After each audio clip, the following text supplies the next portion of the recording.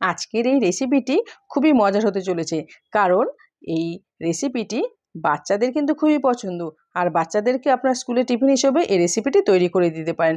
এই রেসিপিটি তৈরি করার জন্য গ্যাসে একটা কড়াই বসিয়ে দিয়ে জল দিয়ে দিলাম। জলটা একটু গরম হতে এর মধ্যে 2 চামচ সাদা তেল দিয়ে দিলাম, আর এর মধ্যে দিয়ে দিলাম পাস্তা। আমি এখানে প্যাঁচানো প্যাঁচানো পাস্তা নিয়েছি, আপনারা চাইলে অন্যরকম পাস্তাও নিতে পারেন। 5 মিনিট ফোটানোর পরে দেখুন কত সুন্দরভাবে পাস্তাগুলো সেদ্ধ হয়ে গেছে। এবার জল থেকে পাস্তাগুলো তুলে নিচ্ছি জল ঝরিয়ে। এগুলোকে তুলে একটা ছড়ানো জায়গায় রেখে দেবো। আর পাস্তাতে কিন্তু আপনারা কোনো সময় জল ঢালবেন না, তাহলে পাস্তার টেস্টটা কিন্তু একদম খারাপ হয়ে যাবে। এবার এগুলোকে আরেকটু তেল দিয়ে ভালো করে ছড়িয়ে নিচ্ছি, যাতে একটার সঙ্গে আরেকটা লেগে না যায়। এইভাবে রেখে দিলেই কিন্তু খুব সুন্দরভাবে পাস্তাগুলো ঝরঝরে হয়ে যাবে।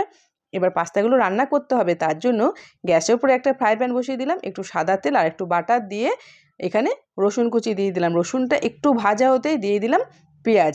পেঁয়াজটা এখানে ভেজে নেব। যখন পেঁয়াজটা একটু সোনালি কালার হবে তখন কিন্তু পেঁয়াজটা ভাজা হয়ে যাবে। দেখুন বন্ধুরা, পেঁয়াজটা সোনালি কালার হয়ে গেছে। এবার এর মধ্যে একে একে সব ভেজিসগুলো দিয়ে দেব। প্রথমে দিয়ে দিলাম বিনসগুলো খুব ছোট ছোট করে কেটে নিয়েছি, কারণ বিনস সেদ্ধ হতে একটু সময় লাগে, সেই জন্য বিনসটা আগে দিয়ে দিলাম। বিনসগুলো 2 থেকে 3 মিনিট ভেজে নেওয়ার পরে দিয়ে দিচ্ছি গাজর, ক্যাপসিকাম আর কাঁচা লঙ্কা। এগুলোকে কিন্তু খুব ছোট ছোট করে কেটে নিতে হবে। ছোট ছোট করে কাটলে খুব তাড়াতাড়ি সেদ্ধ হয়ে যাবে আর ভাজাও হয়ে যাবে। আর দিয়ে দিলাম একটু লবণ দিয়ে এগুলোকে আরেকটু ভেজে নেব। সকালবেলায় যখন আপনারা বাচ্চাদের জন্য টিফিন তৈরি করবেন, এইভাবে এগুলো ছোট ছোট করে কেটে নেবেন, তাহলে কিন্তু খুব তাড়াতাড়ি ভাজা হয়ে যাবে আর টিফিনটা খুব তাড়াতাড়ি রেডি হয়ে যাবে।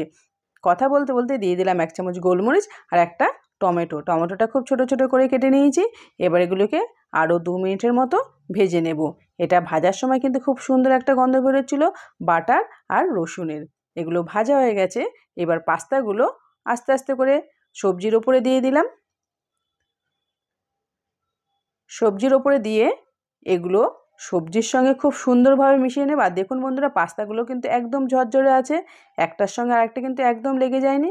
আপনারা কিন্তু ভুলেও পাস্তার মধ্যে জল ঢেলে দেবেন না, তাহলে কিন্তু পাস্তার টেস্টটা একদম নষ্ট হয়ে যাবে। এবার আস্তে আস্তে সমস্ত পাস্তা আর সবজিগুলো খুব সুন্দরভাবে মিশিয়ে নিয়েছি। এবার এর মধ্যে দিয়ে দিচ্ছি চিলি ফ্লেক্স আর অরিগানো। এটা দিলে কিন্তু খুবই খেতে ভালো লাগবে।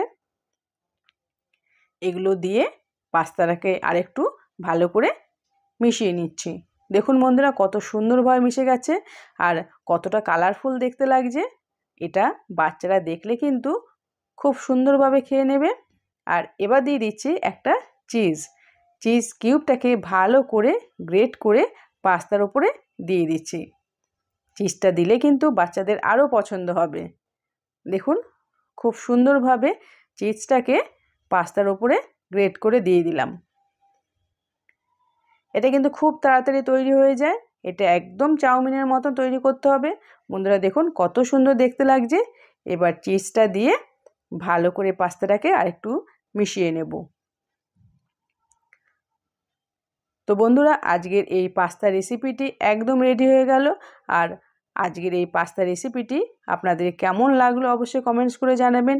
ভালো লাগলে একটা লাইক করবেন, বন্ধুদের মধ্যে অবশ্যই শেয়ার করে দেবেন। এইভাবে আপনারা যদি বাচ্চাদেরকে স্কুলে টিফিন দিয়ে দেন, দেখবেন বাড়িতে যখন আসবে ওদের টিফিন বক্স একদম খালি হয়ে যাবে। সন্ধ্যেবেলা আপনারা এটা দিতে পারেন। Thank you.